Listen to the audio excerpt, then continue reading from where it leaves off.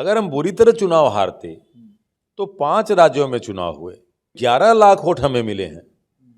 हम चुनाव हारे हैं ना, 11 लाख वोट भारतीय जनता पार्टी से ज्यादा मिला है। समाजवादी पार्टी, बिल्कुल मानता हूं कि राजनीतिक असमंजस हुई है, श्री अखिलेश यादव जी से लेकर के श्री कमलनाथ जी से लेकर के हमारे राष्ट्रीय नेताओं ने कभी नहीं कुछ कहा, चाहे राहुल गांधी जी रहे हो चाहे खड़गे जी रहे हो। तो क्या 73 या 74 सीटों पे अखिलेश जी लड़ करके वहां पे मध्य प्रदेश में सरकार बनाते? भारतीय जनता पार्टी जहां सीटें पाई वहां हार मिली, इसकी चर्चा नहीं होती। नरेंद्र मोदी वहां नहीं जाते। लोग कहते हैं ना कि मोदी के मन में एमपी, एमपी के मन में मोदी, तो मोदी के मन में मिजोरम नहीं क्या? मोदी के मन में तेलंगाना नहीं क्या? पूरी साफ हो गई भाजपा। इसको भी चर्चा चलाइए। ये डर ही था जाति जनगणना का कि एक तरफ इनको ब्राह्मण बनाना पड़ा, एक तरफ इनको ओबीसी बनाना पड़ा, एक तरफ आदिवासी बनाना पड़ा। आप वोट लेना चाहते हो लेकिन इनको न्याय संगत अधिकार नहीं देना चाहते क्या? मैं फिर कह रहा हूं कि लड़ाई इस समय देश में भारतीय जनता पार्टी बनाम भारत की जनता का है, और इसीलिए भारत की जनता की डिमांड पे इंडिया गठबंधन बना। बाइपोलर इलेक्शन है, BJP versus Congress. Samajwadi party कहीं नहीं लड़ रही है कि अखिलेश यादव जी का एक विधायक था, वो भारतीय जनता पार्टी में क्यों चला गया कि घर का भेदी लंका ढावे। साथियों नमस्कार, मैं हूं रजनीश और आप देख रहे हैं जन आदर्श भारत। इस वक्त हम उत्तर प्रदेश के वाराणसी में हैं और वाराणसी देश के प्रधानमंत्री नरेंद्र मोदी जी का संसदीय क्षेत्र है। भारतीय जनता पार्टी 3 राज्यों में मध्य प्रदेश, छत्तीसगढ़ और राजस्थान में बहुमत की सरकार बना करके लीड कर रही है, और इसको 2024 के इलेक्शन का जो है सेमीफाइनल भी माना जा रहा था। हालांकि 3 राज्यों में सरकार जो बनी, मुख्यमंत्री जो बनाए गए, तो अब तक तो सारे लोग जान रहे थे कि पर्ची से लॉटरी निकलती थी, लेकिन आज पर्ची से मुख्यमंत्री निकलने लगे हैं।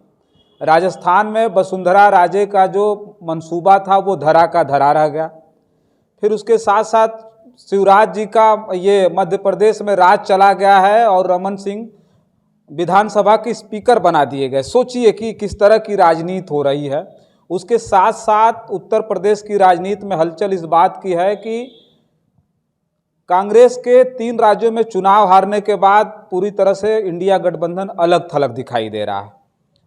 अभी अखिलेश यादव जी का नया बयान आया है कि 19 तारीख को सारी तस्वीरें साफ हो जाएंगी।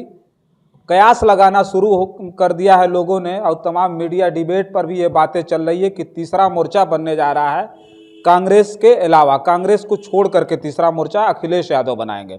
हमारे साथ कांग्रेस पार्टी के शानदार प्रवक्ता हैं जो कांग्रेस पार्टी का पक्ष रखते हैं, संजीव सिंह जी हमारे साथ हैं, जिनसे चर्चा करेंगे। बहुत बहुत स्वागत है। नमस्कार, धन्यवाद। क्या कहेंगे, तीसरा मोर्चा बनने जा रहा है, 3 राज्यों में बुरी तरह से चुनाव हारने के बाद कांग्रेस इंडिया गठबंधन से अलग थलग दिखाई दे रही, क्या प्रतिक्रिया है आपकी? पहली बात तो यह है कि एक जो नैरेटिव सेट करके बात की जा रही गोदी मीडिया के द्वारा, आप सब उस पर चर्चा न करें। उस तरह के मेरिट को सेट करके हम बुरी तरह चुनाव हारे हैं कि कैसे हारे, उसके बारे में भी पहले स्पष्ट कर दें। अगर हम बुरी तरह चुनाव हारते तो 5 राज्यों में चुनाव हुए, और 6 महीने पीछे चले जाएं तो कांग्रेस और बीजेपी आज बराबरी पे है। हमने कर्नाटका और हिमाचल उनसे छीना, तेलंगाना उनकी सपोर्टेड पार्टी बीआरएस से छीना, तो 3 राज्यों में कांग्रेस पार्टी की सरकार है, और निसंदेह मध्य प्रदेश भारतीय जनता पार्टी का था। उन्होंने हमसे राजस्थान और छत्तीसगढ़ छीना। एक तो ये हुई बराबरी की बात। दूसरी तरफ बुरी तरह अगर होते तो 11 लाख वोट हमें मिले हैं। हम चुनाव हारे हैं ना, 11 लाख वोट भारतीय जनता पार्टी से ज्यादा मिला है। ये इस बात का प्रतीक है जिस पे लोग कह रहे हैं कि साहब 24 की हैट्रिक लग जाएगी। अब उसको भी मैं बता दूं, अगर इसी बिहाफ पे, इसी परिणाम पे 24 की हैट्रिक लगवा रहे हैं तो जिन 5 राज्यों में चुनाव हुए 82 लोकसभा की सीटें आती हैं। उन 82 लोकसभा की सीटों में 64 पे भारतीय जनता पार्टी 2019 के परिणाम के अनुसार थी। अब जो परिणाम आए, जहां करीब करीब 12 लाख वोट हमें ज़्यादा मिले, तो इस हिसाब से इनकी हैट्रिक नहीं लग रही है, बल्कि कांग्रेस इनसे 22 सीट और छीन ले रही है। यानी 64 सीट पाने वाली 82 में भारतीय जनता पार्टी वो जाकर के 42 पे हो जाएगी, और हमारी जहां 9 सीट थी हम 22 सीट और पा जाएंगे। तो कहाँ हैट्रिक लग रही है? हम तो इनको डिफीट कर रहे हैं। तो इसलिए इसको न कहिए। हाँ, ये जरूर है कि हम चुनाव हारे हैं और 40% मतदान हमें इन तीनों राज्यों में मिले, इससे ऊपर मिले हैं। जहां तक अन्य पार्टियां हैं, हमारे सहयोगी दल थे, वो नोटा से ऊपर एक दल ने ऊपर आ पाया। समाजवादी पार्टी, बिल्कुल मानता हूं कि राजनीतिक असमंजस हुई है, श्री अखिलेश यादव जी से लेकर के श्री कमलनाथ जी से लेकर के हमारे राष्ट्रीय नेताओं ने कभी नहीं कुछ कहा। चाहे राहुल गांधी जी रहे हो, चाहे खड़गे जी रहे हो, चाहे प्रियंका जी रहे हो, कभी कुछ नहीं कहा। अखिलेश जी जो कुछ कहे, खैर चुनावी समर में बहुत कुछ बोली जाती हैं। समाजवादी पार्टी भी आज समीक्षा कर ले कि करीब करीब 69 सीटों पे, 73 सीटों पे लड़ने पे 68-69 सीटों पे उनकी जमानत जब्त हुई है। ये क्या शो कर रहा है? 2-3 जगहों पे कांग्रेस के बराबर है, उसको कांग्रेस के इर्द गिर्द रहे, एक सीट भी नहीं पाए। तो क्या 73 या 74 सीटों पे अखिलेश जी लड़ करके वहां पे मध्य प्रदेश में सरकार बनाते? या समाजवादी पार्टी अगर ये कह रही है कि साहब कांग्रेस हार गई, बिल्कुल हारी है, हम चिंतन मंथन करेंगे, चिंतित भी हैं, लेकिन समाजवादी पार्टी इससे खुश हो सकती है क्या, जो उनका ट्रैक रिकॉर्ड है? और रही बात तीसरे मोर्चे की बात, तो देखिए तीसरे मोर्चे को जनता ने उसी से मना कर दिया कि जब इंडिया गठबंधन की कोई चर्चा ही नहीं थी, तो कुछ दल जो हमारे इंडिया गठबंधन में आज नहीं हैं, वो लोग मिलकर के इसकी चर्चा चला रहे थे, और उनके अंदर इनके बड़े नेताओं की सोच है कि साहब ये सफल नहीं होगा, क्योंकि ये छोटे राज्यों में कुछ राज्यों तक सीमित रह जाएंगे। कांग्रेस पैन इंडिया पार्टी है, और उसी का परिणाम है कि आज हम मिजोरम में भारतीय जनता पार्टी जहां सीटें पाई वहां हार मिली, इसकी चर्चा नहीं होती। नरेंद्र मोदी वहां नहीं जाते। लोग कहते हैं ना कि मोदी के मन में एमपी, एमपी के मन में मोदी, तो मोदी के मन में मिजोरम नहीं क्या? मोदी के मन में तेलंगाना नहीं क्या? या मिजोरम के मन में मोदी नहीं क्या? मणिपुर के मन में मोदी नहीं क्या? तेलंगाना के मन में मोदी नहीं क्या? साउथ इंडिया के मन में मोदी नहीं क्या? पूरी साफ हो गई भाजपा। इसको भी चर्चा चलाइए। एक राज था कर्नाटक, दूसरा तेलंगाना, जो उसको बाईपास सर्जरी कर रहे थे, छिन गया। इसलिए, और तीसरी और चौथी बात जो कहा आप लोगों ने कि जहां पे इन्होंने मुख्यमंत्री बदले, मैं स्वागत करता हूं, मैं शुभकामना देता हूं सारे नए मुख्यमंत्रियों को, छत्तीसगढ़, मध्य प्रदेश, राजस्थान, लेकिन इससे जातीय जनगणना का सवाल मेरे भाई अधूरा है।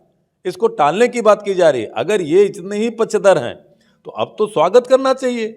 ये डर ही था जाति जनगणना का कि एक तरफ इनको ब्राह्मण बनाना पड़ा, एक तरफ इनको ओबीसी बनाना पड़ा, एक तरफ आदिवासी बनाना पड़ा। आप वोट लेना चाहते हो, लेकिन इनको न्याय संगत अधिकार नहीं देना चाहते क्या? यही बात हमारे नेता जननायक राहुल गांधी कह रहे हैं कि हम इस मुद्दे को ख़त्म नहीं होने देंगे। और तीसरा मोर्चा, चौथा मोर्चा, पांचवा मोर्चा, जिसको बनाना हो बनावे, कोई दिक्कत नहीं, लोकतंत्र है, सबके अपने विचार हैं। लेकिन फर्क नहीं पड़ेगा अगर समाजवादी पार्टी तीसरा मोर्चा बनाती है, बहुत सारे दल शामिल होंगे, उनके जो है विचारधारा से मिलते जुलते, स्टालिन उनके साथ हैं, ममता बनर्जी उनके साथ हैं, नीतीश जी ने भी खांसी और बुखार की वजह से मना कर दिया कि नहीं भाई, हम भी इंडिया गठबंधन की उस बैठक में शामिल नहीं हो पाएंगे। तो नहीं लगता है कि अखिलेश जी का जो कुनबा है धीरे धीरे बढ़ता जा रहा है? मुझे लगता है कि अभी इस बात पे जल्दीबाजी होकर ना, चूंकि आपने कहा कि 19 तारीख को बैठेंगे, मिलेंगे, हम भी आशान्वित हैं कि मिलेंगे लोग। और कहीं ना कहीं मैं फिर कह रहा हूं कि लड़ाई इस समय देश में भारतीय जनता पार्टी बनाम भारत की जनता का है, और इसीलिए भारत की जनता की डिमांड पे इंडिया गठबंधन बना, इंडियन नेशनल जो है डेमोक्रेटिक इंक्लूसिव अलायंस जिसका नाम है। इसीलिए है कि आप इस देश के उस संविधान, उस लोकतंत्र की मजबूती के लिए आप आइए, और सभी नेता, चाहे नीतीश कुमार जी हो, चाहे ममता बनर्जी जी हो, चाहे स्टालिन हो, चाहे अखिलेश जी हो, सबने एक साथ आए। और आज सबकी एक मजबूरी है, क्या कहने जाएंगे ये, कोई भी लोग अगर इसमें विरोध करते हैं तो कहीं ना कहीं वो भारतीय जनता पार्टी को मजबूत करने जाएंगे। और कांग्रेस, इतिहास उठा करके देख लीजिए, अकेले रही है, विपक्ष में बैठी है, विधानसभाओं से लेकर के देश की उच्च सदन से लेकर के लोकसभा तक कभी भी भारतीय जनता पार्टी के साथ नहीं गई है। मुझे इतिहास के पन्ने खोलने में मज़ा नहीं आता। इतना इशारा पर्याप्त है। आज तो जो चर्चा है उसकी हम बात कर रहे थे। जैसे अखिलेश यादव जी अगर अलग मोर्चा बनाते हैं, हालांकि वो महत्व हैं, नाराज हैं कांग्रेस से, कांग्रेस ने बहुत नाराज किया। जहाँ 6 सीट 7 सीट मांग रहे थे मध्य प्रदेश में नहीं मिला, प्लस उनको लेकर के तमाम चीज़ें भी कही गई। कमलनाथ जी ने कहा, उत्तर प्रदेश के प्रदेश अध्यक्ष अजय राय जी ने भी बहुत सारी चीज़ें कह दी जो नहीं कहना चाहिए था। अखिलेश जी हमलावर हुए, तमाम चीज़ें कह दिए कि नहीं कांग्रेस बीजेपी के ही तरह है, उनसे बड़ी धोखेबाज पार्टी है, तमाम चीज़ें उन्होंने कहा था। तो नहीं लगता है कि कांग्रेस से अलग थलग ही जो है अखिलेश यादव रहेंगे लोकसभा में? देखिए, एक हमारे बुजुर्गों ने और बड़े विद्वज्जनों ने एक बात कही थी, और वो राजनीति नहीं, किसी विधा में रहें लोग तो उसको अपनाते हैं कि बीती बातों को भूलकर आगे की ओर बढ़ना चाहिए। बीती ताय विसार आगे की सोच। तो राजनीति में बहुत कुछ बहुतों के लिए कहा गया। चुनाव जीतने के बाद भी आज शिवराज सिंह चौहान रो रहे हैं, कह रहे हैं कि मरना पसंद करूंगा, दिल्ली जाना। अब सोचिए, वहाँ भी एक पीड़ा है। यहाँ अखिलेश जी चाहे जितनी बातें कह रहे हों, कोई बात एक तरफा नहीं है। हमारे उत्तर प्रदेश से अध्यक्ष अजय राय जी ने कोई ऐसी बात एक तनहा नहीं कही। आप एक प्रदेश अध्यक्ष को क्या कुछ नहीं कह डाले? क्या आपके एक राष्ट्रीय अध्यक्ष होने के नाते क्या आपका यही बड़प्पन था? क्या कांग्रेस पार्टी के राष्ट्रीय अध्यक्ष ने वो भाषा इस्तेमाल की? या देश के जननायक राहुल गांधी ने कभी एक भी आपकी चुटकी ली? तो मुझे लगता है कि दोनों तरफ से वो भाषाई मर्यादाएं टूटी, लेकिन बड़े को बड़प्पन रखना चाहिए। वही तो बड़प्पन आपने नहीं रखा। आपने मध्य प्रदेश में सम्मान नहीं किया। मैं फिर कह रहा हूं, मध्य प्रदेश की बात एक सर्वे पूरे इनके लोगों को था कि साहब बाइपोलर इलेक्शन है, BJP versus Congress, Samajwadi party कहीं नहीं लड़ रही है। जिन 5-6 सीटों की बात हो रही थी, अखिलेश जी बात भी कर रहे हैं और 6 सीट मांगते हुए उन्होंने 9 सीट पर उम्मीदवार घोषित कर दिया। ये तो पहले उनको नहीं करना चाहिए था। 12 बजे रात तक बैठा करके आप कहते हैं 12 बजे रात की बात नहीं कर रहा हूं, उसके पहले उन्होंने घोषित कर दिया। दूसरी तरफ ये था कि अखिलेश यादव जी का एक विधायक था, वो भारतीय जनता पार्टी में क्यों चला गया? तटस्थ रहना चाहिए। तो इस चीज से भी, और राजनीति में देखिए कोई ज्योतिषाचार नहीं है। आपने कहा कि नहीं क्यों चला गया उनका विधायक, मैं वही कह रहा हूं। नहीं आपके ये ज्योतिरादित्य सिंधिया नहीं चले गए? बिल्कुल कह रहा हूं, बिल्कुल कह रहा हूं। हमारे ही कुनबे से निकल के आपकी तो पूरी की पूरी सरकार आपके नेता ने गिरा दी। नहीं, बिल्कुल बिल्कुल कह रहा हूं कि घर का भेदी लंका ढावे, तो वो काम ज्योतिरादित्य सिंधिया ने किया। और देखिए क्या सम्मान मिला। मुख्यमंत्री बनने गए थे, बुआ और भतीजों को एक ही बार में छील दिया। ये भारतीय जनता पार्टी है, बता दिया औकात। कांग्रेस में जो सम्मान मिला था तो ज्योतिरादित्य को आज ख्याल आ रहा होगा। कहने का मतलब ये है कि समाजवादी पार्टी जब सरकार बनाने की स्थिति में नहीं दिख रही थी, जहां नेता उनके अखिलेश यादव ने स्वीकार किया 230 सीटों पे, जहां मैंडेट आपको बहुमत सिद्ध करना होता है, जहां आपको 116 सीटों पे, और आप लड़ेंगे 74 सीटों पे। उसके बाद कहेंगे कांग्रेस धोखेबाज है, तो मित्र कौन है? कांग्रेस को वोट मत दी तो वोट किसको दें? ये लोग पूछेंगे। खैर वो बातें बीत गई, इसीलिए अखिलेश जी हो चाहे नीतीश कुमार जी हो, सब लोग आ रहे हैं, कह रहे हैं बीतीता है विसार आगे की सोच। और आगे उनको आकर के मैं फिर कह रहा हूं कि भारतीय जनता पार्टी बनाम भारत की जनता का चुनाव है। वो भारत की जनता इस देश का संविधान बचाना चाहती है, लोकतंत्र बचाना चाहती है। इसीलिए हम 5 राज्यों के चुनाव में 3 राज्य हम हारे हैं भारतीय जनता पार्टी से। वहां हमको 12 लाख वोट इस बात के मिले हैं कि आप इंडिया गठबंधन की नुमाइंदगी आप कर रही है, यानी कांग्रेस पार्टी कर रही है। हम चाहते हैं कि आपके नेतृत्व में 24 का इलेक्शन, इस देश की सत्ता जब बने तो इंडिया गठबंधन आए सत्ता में, कांग्रेस के साथ लोग मिलकर के आए। ये इस बात का साफ इंडिकेट है। अगर हम मानते कि हम भारतीय जनता पार्टी से चुनाव हारे, हम तेलंगाना भी हार जाते, मिजोरम में तो कहीं भाजपा कांग्रेस नहीं थी किसी के बनने के, हम सब जगह हारते और उनसे बुरी तरह से 20-25 लाख वोट कम पाते, तब आप बिल्कुल कहते साहब कि कांग्रेस का कोई वजूद नहीं। लेकिन कांग्रेस का वजूद 12 लाख वोट है, कांग्रेस का वजूद 40% वोट है, कांग्रेस का वजूद उस तेलंगाना में जहां इनका राजा सिंह गालियां देता है, उस तेलंगाना में जहां ओवैसी राजा सिंह के खिलाफ उम्मीदवार नहीं खड़ा करता, बी टीम बनकर के काम करता है, वहां की जनता ने हमको 40% वोट दिया और भाजपा को 13%। अच्छा, एक चीज़ और है, लोग कह रहे हैं कि अखिलेश यादव को प्रधानमंत्री बनने की हवा लग गई है, और वो प्रधानमंत्री बनना चाहते हैं और किसी भी तरह से उत्तर प्रदेश में क्या इंडिया गठबंधन में कांग्रेस को अपने दबाव में रखना चाहते हैं। तो क्या उस पर क्या प्रतिक्रिया आप? देखिए ये मैं स्वागत करता हूँ इस जज्बात का। किसी भी पार्टी का कार्यकर्ता होगा वो अपने नेता को अमेरिका का राष्ट्रपति नहीं बनाना चाहेगा, वो निश्चित चाहेगा प्रधानमंत्री बने। क्या अनुप्रिया पटेल के लोग नहीं चाहते कि हमारी नेता प्रधानमंत्री बने? इधर भी चाहते हैं। क्या ओम प्रकाश राजभर के लोग नहीं चाहते कि हमारे नेता प्रधानमंत्री में, भले ही मंत्री नहीं बनाए बेचारे को, हैं? क्या नीतीश कुमार जी के लोग नहीं चाहते? तो बिल्कुल चाहते हैं, हम भी चाहते हैं कि हमारे नेता राहुल गांधी जी देश के प्रधानमंत्री बने, बहुसंख्यक कांग्रेसी चाहते हैं। तो ये एक लोकतांत्रिक सोच है, हमारे यहाँ तानाशाह नहीं है। जो तानाशाही हुई मध्य प्रदेश में सामने है। मामा ने वोट मांगा, बहनें रो रही हैं, भांजे रो रहे हैं। कौन आ गए मोहन, जनता पूछ रही है। वसुंधरा जी लड़ती रहीं, कहाँ से कौन आ गए, सब सामने है। तो कम से कम यहाँ तानाशाह नहीं है, यहाँ लोकतांत्रिक विचार वाले नेता हैं और सब दलों के नेता लोकतांत्रिक सोच के साथ संविधान बचाए। उनके कार्यकर्ता अगर ये सोच रखते हैं, हम स्वागत करते हैं। रही बात प्रधानमंत्री कौन बनेगा, ये हम जानते हैं, क्योंकि इस देश में जिस सिस्टम में हम काम करते हैं, संविधान हमारा ये कहता है कि लोकसभा में जो चुने हुए जनता के द्वारा जो सांसद होते हैं, उन सांसदों का बहुमत अपने नेता का चयन करता है। और ये अमेरिका का राष्ट्रपति का चुनाव नहीं है कि साहब जो है बाइडेन लड़ रहे हैं और उधर साहब ट्रंप लड़ रहे हैं। तो ये जो चुनाव लड़ने वाली बात होती है कि साहब मोदी के खिलाफ कौन, मोदी क्या अमेरिकी पैटर्न पर चुनाव लड़ रहे हैं क्या? सांसदों का बहुमत चुनता है और जिस दल के सांसद का बहुमत ज़्यादा रहेगा, निश्चित है कि उसकी प्रधानमंत्री की उम्मीदवारी रहेगी। और कहीं न कहीं क्योंकि हम गठबंधन में हैं, तो गठबंधन धर्म का पालन करते हुए और भी जो सहयोगी दल हैं उनके साथ भी स्वीकारोक्ति लेते हुए एक प्रमुख नेता को देश के प्रधानमंत्री चुनने की हमारी बाध्यता होगी, यही होगा। अच्छा, एक बात, आखिरी सवाल ये है कि आप एक जिम्मेदार पर्सन हैं और बड़ी जो है साफ तौर पे अपनी बात भी रखते हैं।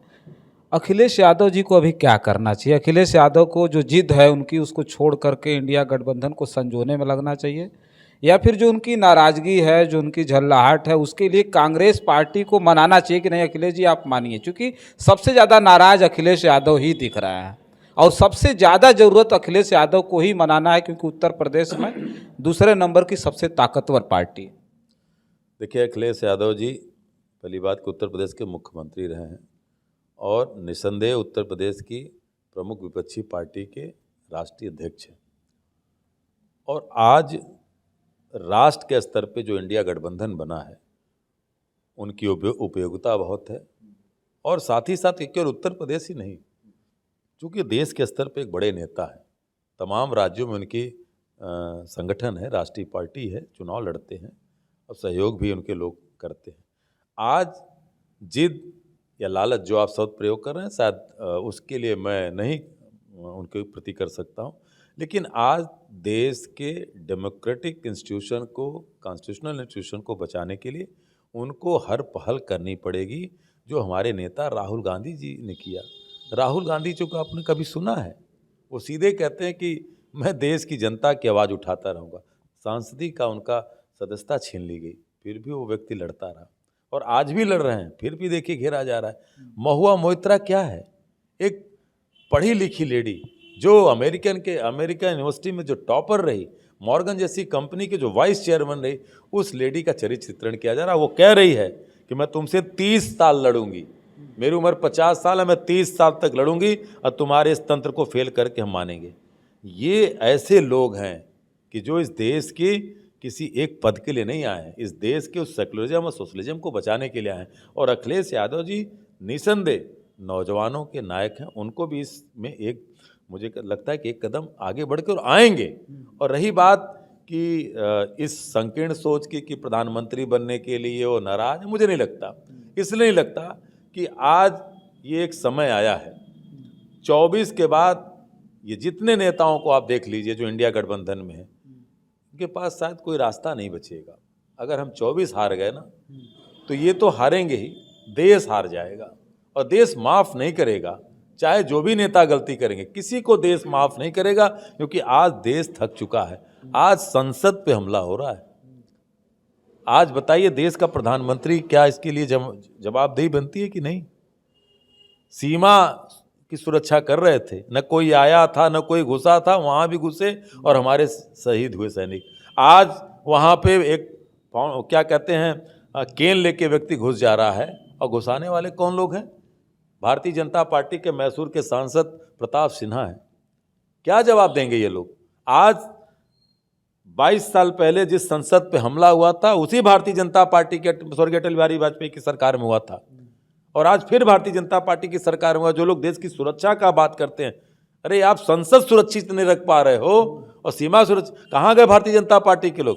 हमारे नेता राहुल गांधी जी और हमारे नेता वहाँ पे सांसद थे क्या कहते हैं गुरजीत सिंह, ये सारे लोग उन लोगों को पकड़ने का काम किया।